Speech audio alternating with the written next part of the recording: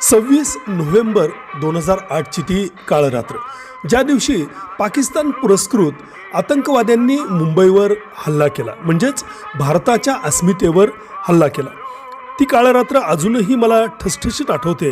रात्री 12, 1, 2 या टप्प्यामध्ये कधीतरी जाग आली आणि थोडासा टी व्ही बघावा म्हणून टी व्ही ऑन केला आणि हे भयानक सगळं कांड बघायला मिळालं. खरा धक्का त्यावेळी बसला जेव्हा अशोक कामटे आणि इतर पोलीस अधिकारी शहीद झाल्याची बातमी दिसली.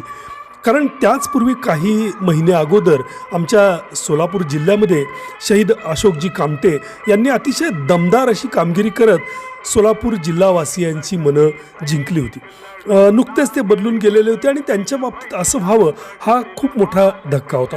अर्थात सर्वच पोलीस अधिकारी आम्हाला आदरणीय असल्यामुळं त्या सर्वांच्या शहीद होण्याचं दुःख झालंच.